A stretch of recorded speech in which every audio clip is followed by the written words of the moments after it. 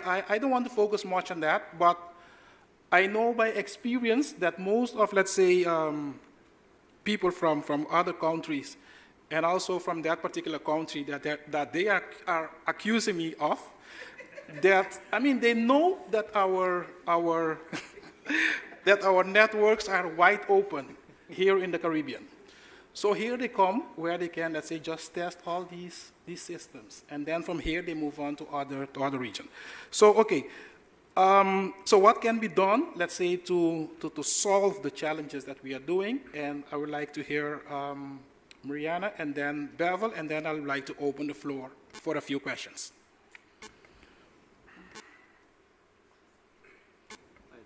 Yes, one of the key things is to improve our cybersecurity preparedness. And awareness is, of course, a key element in preparation. But it means also looking at what do we really want to protect. Not every aspect of, not every information asset has the same value, and, or not every information system has the same level of criticality. And as we prepare, there's a cost to put in protection mechanisms, and so we need to identify what are our critical assets, what are information systems that we have, where do we concentrate on, where do we start. And once we're able to identify our key information, our key information systems, then we look at measures that we can put in place to protect those in preparation. We also need to think about what if something happens, what should be our response? How do we recover quickly from a cyber attack? So it's always important to plan in advance so that we have our response capabilities in place. The other thing we need to do is continuously monitor. And so, while from the NDMA standpoint, we have identified to a certain extent what are the key things we need to protect, we also now put in, as I mentioned already, the monitoring aspect in place so that we can proactively monitor those key assets. We want to ensure that they are available to authorized persons when required. We want to ensure that the information is not disclosed in an unauthorized fashion. We want to ensure that the integrity of the network and our systems are maintained. And so with the hope, the key thing is that prepare. Yes, in preparation, you go through the whole aspect of raising awareness, you go through the whole aspect of collaborating with different stakeholders to ensure certain things are in place. Part of what we've done also at the TWG level is that we have developed a cybersecurity response plan, which includes the whole aspect of the preparation part, and what needs to be done in advance, you know, in terms of our systems, the things like patching, simple things like patching systems proactively, simple things like ensuring that, you know, if you provision a service, that you put certain measures in place to ensure that it's provisioned securely, and you just don't provision a service just because there's an urgent need without looking at security. So building security into everything from ground up. And yes, so those are some of the things we're doing, but the key thing is that we are monitoring, right? Okay, thank you very much, Mariana. Bevel, please. I'll just quickly say, because I think we're getting some very clear points. As daunting as cyber crime and cyber attacks are, resistance is not futile. As daunting as the task is, it is worth the effort to have a well-informed, well-structured, well-coordinated approach. It does make a difference. I just wanted to, in my point, highlight this simple fact here. Cybersecurity should be seen just as important as physical security. And Valmiki said earlier, if you think about cyber crime, it really is criminal activity using digital tools, but it is criminal activity. Security is the same thing. Cyber security is security. And the same effort we would take to putting locks on doors and giving employees identification cards and putting alarm systems and so on in place, that same degree of careful consideration of what it takes to secure digital systems needs to be applied across the board to digital systems. I think if we make that investment and tie that investment to a clear, properly articulated national cybersecurity strategy, as we saw in the case with the efforts in Belize some months ago, it will yield results. Mariana was correct in saying that this is not something that you do once and then stop doing and all your answers, all your problems are answered. It requires an ongoing approach, sensitivity, and an application to staying secure. So think of cybersecurity as security, and then apply every principle that you would apply to staying secure, to keeping our digital network secure. Okay, thank you. I would like to open the floor now to questions. Please identify yourself and then ask your question. Good afternoon. My name is Mike Singh. I may not be known in Guyana, but beyond the shores of Guyana, I think people know me very well in the world of technology. First, I wish to thank Beville and the team for such an important workshop and for the manner in which we evangelize the digital constipation that people in this part of the world face. You touched about the issue of mission-critical infrastructure, and I wish to add healthcare is very important. They can tap into your hospitals, change your blood type, and so someone goes for surgery or to have some blood work done, and he or she is given the wrong type of blood. This is a serious issue. Hospitals are very, very vulnerable. Additionally, I don't know how many of you will be familiar, I'm certain Beville will be with InfraGard. The FBI and the United States private sector cooperate. I'm a member of InfraGard.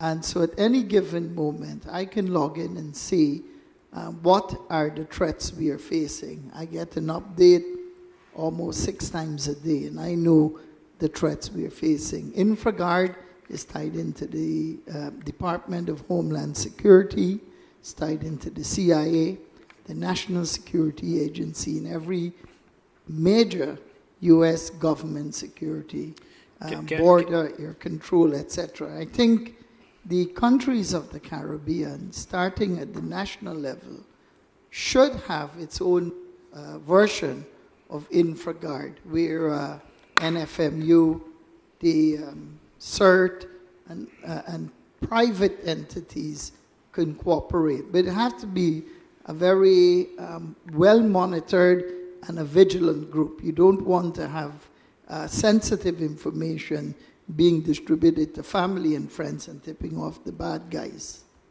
Thank you. Yes, in addition to your recommendations, do you have a question as well? No, it's just I wanted to compliment the group. Oh, and Okay. to answer your call, India, through me, I would be happy to train 10 of your best people in cybersecurity free of charge. I sit on the board of Startup India. Thank you. I was born in Guyana, so I feel a sense of patriotic responsibility. Israel can also do the same at a bilateral level. The Israelis have never been hacked. You can rest assured. They don't take chances. Okay, thank you very much. Are there other questions? No, I track him down. Good afternoon, everyone. My name is Samuel Reed. I work at the Bertram Collins College of the Public Service as a network administrator. And before I ask my question, I would like to say that it is of my belief that we here in Guyana relies heavily on torrent files and browsing the deep web for very important content such as educational materials and software to increase our skills. So my question is, do you guys have any plans, or how do you guys plan to support us to move away from the habit of browsing these torrent files? And also, do you have any recommendations to us, as in other materials that we can use or other resources that we can go to instead of going to these torrent files and these deep webs, which basically say to hackers that, hey, we don't practice cybersecurity, come hack us. Okay, who would like to take the question? The silence? Well, given the fact that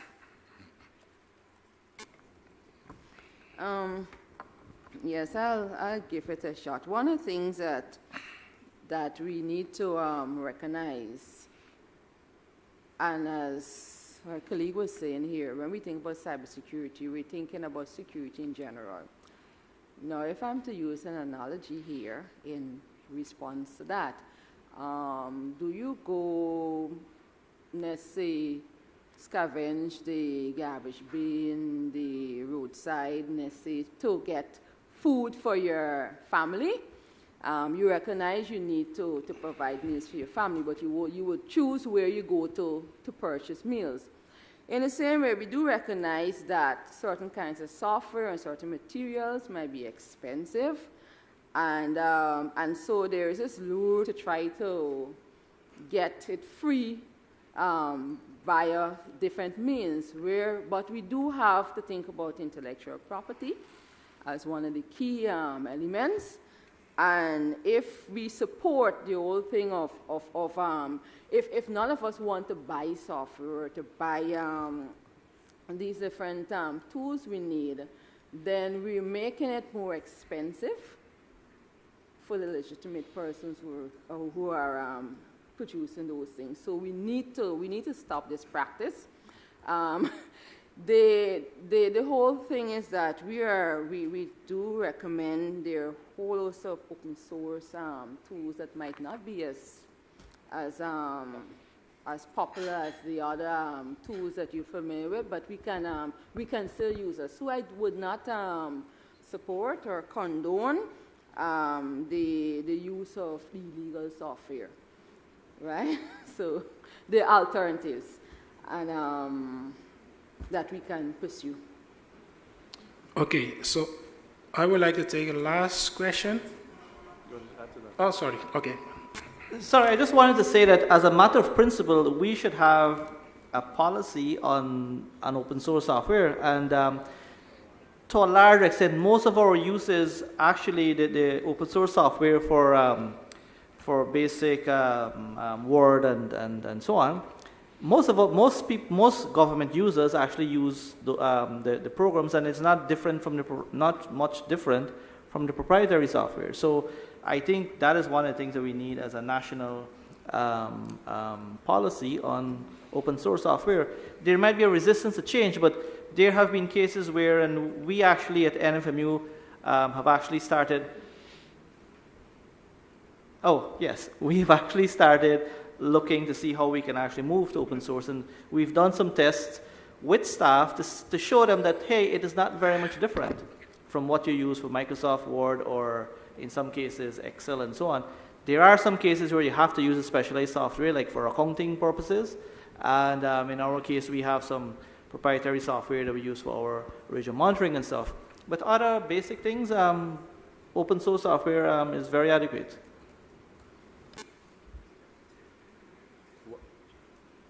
While they're working out who is going to come next, there's a more nuanced answer to your question, and it has to do with how content gets developed. So the assumption in going into torrent, particularly when traditional software licenses are high and it's difficult to find content, is that you have to then go to these unofficial, unsanctioned, dangerous places to get it. The truth is, if you had a different structure for the way internet content is passed on the Guyana network, you would have different options for how you can create content and how you can share content. Now, we don't have time to get into it today, but that's something that we'll be talking about tomorrow and Wednesday, right? Okay, so basically, we will be moving the next, let's say, session for tomorrow. So we have the opportunity to take 3 more questions, and then we will bring the session to a close. Yes? Yes. Identify yourself and then ask your question. My name is Dennis Ward. Yeah, I think that these crimes that you talk about are not committed by the machines themselves, but by human beings.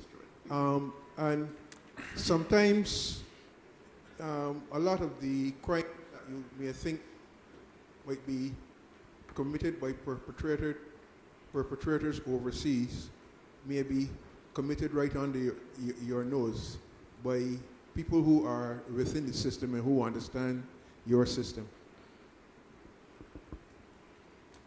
Okay. Identify yourself and please ask your question.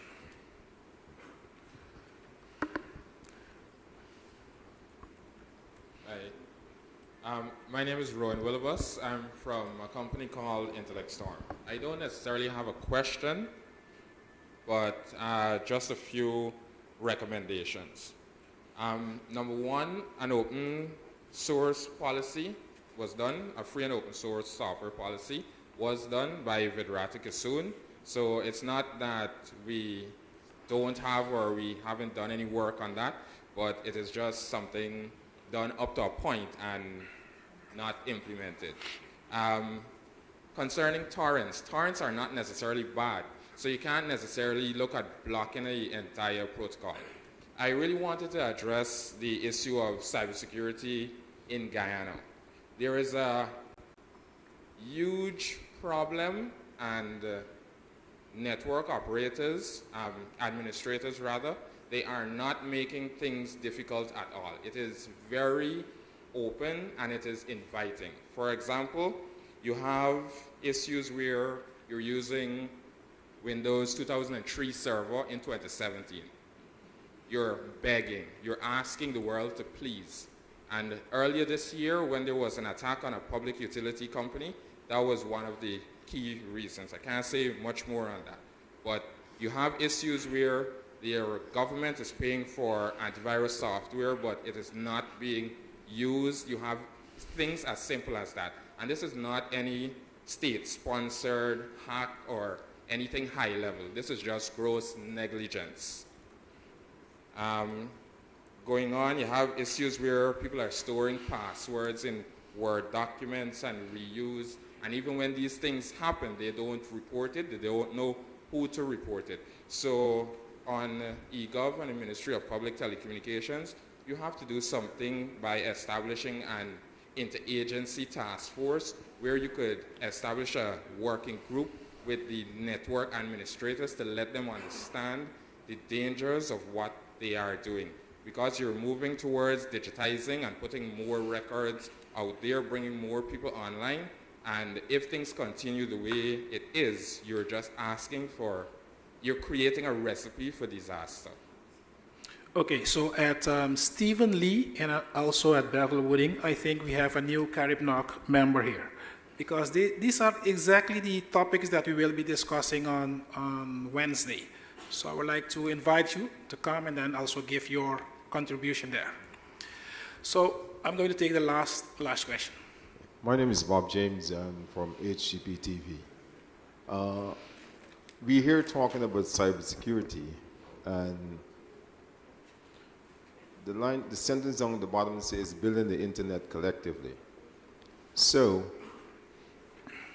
we as individuals expect companies that we do business with to protect their networks. But what we as individuals doing to protect our connectivity to the networks? And my question is, I mean, I have my little router there that I try and create a password to make sure that people can log onto my network. But what are your recommendations in terms of routers or software that we can use to make sure that we as individuals protect our connectivity to the internet? No, go ahead. All right. So you would have heard several of the speakers repeatedly say that public awareness, public awareness, public awareness. Yeah. I actually wanted to run a video which anyone can check online that shows the most vulnerable point for any network is actually the human at the end of that keyboard, mouse, or touch screen.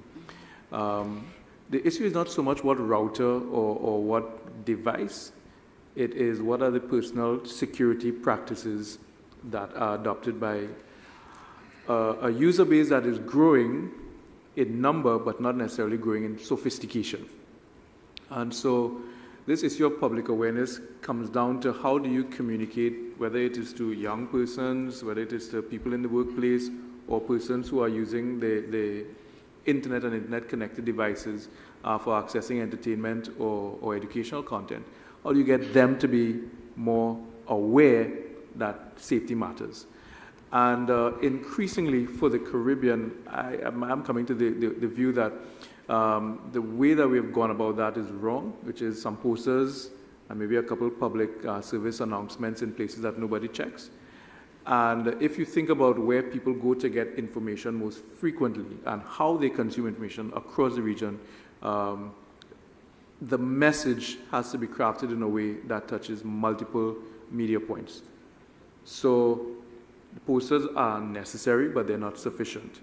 The public service announcements are necessary, but they're not sufficient. What is needed, which is why it comes back to a national cyber safety and cyber security plan, what is needed is a multi-pronged messaging approach, a media campaign that involves the artists, the comedians, the writers, the poets, the people who people expect to have a voice. It requires saying it in wonderful, sophisticated techno-speak where we talk about the need for high encryption and multi-step security needs, and also in dialect where we talk about keep the machine safe now, man.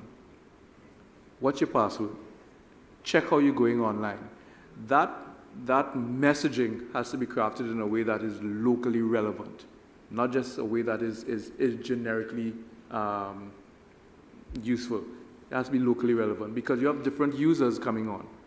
Not all with the same level of literacy, not all with the same level of technical competence. And so if we're truly talking about universal cybersecurity practices, then we have to talk about universal messaging that reaches every single user, whether it is the toddler stumbling upon online porn, or it is a senior citizen trying to figure out what went wrong with my bank card and where's my retirement money. And that requires a level of collaboration among stakeholders that is not now common. And that's why this issue of collaboration and multi-stakeholderism is not nice language. It is the imperative for getting the strategy to creating a culture of cyber safety right. So that would be my position is we need to get that messaging tailored to all of the different groups that are now finding themselves using technology as the access point for life in the 21st century. Okay, thank you very much, Bevel. So I would like to give panelists 5 seconds for their final remarks, and then we will bring this session to a close. So 5 seconds, I'm good. So Mariana, you can take 10 seconds then. You can take Bevel's 5 seconds. All right, thank you very much. I think one of my recommendations that I've went to many sessions like these, and we have lots of wonderful suggestions and ideas and stuff. And then when everybody is finished, they go through the door, we go back to our routines. So there has to be a mechanism to continue the conversation because it is an important conversation.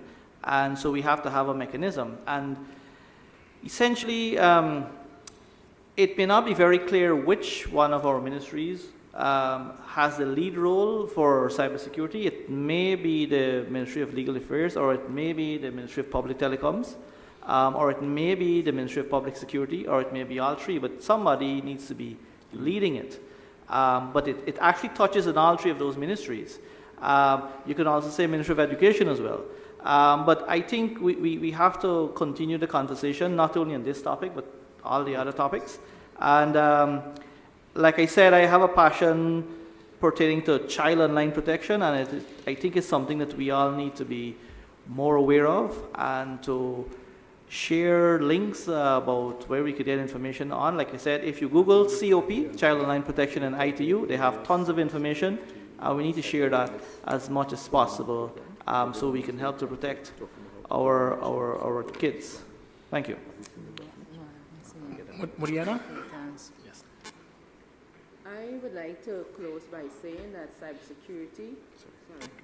I would like to close by saying that cybersecurity is everybody's responsibility, and one of the key things is start becoming aware as to what is necessary to protect your key assets. So that is what I'll close with. So I would like to thank panelists. I would like to thank Bevel, Wooding, Moriana, and Falmiki. And we see each other tomorrow. Thank you very much.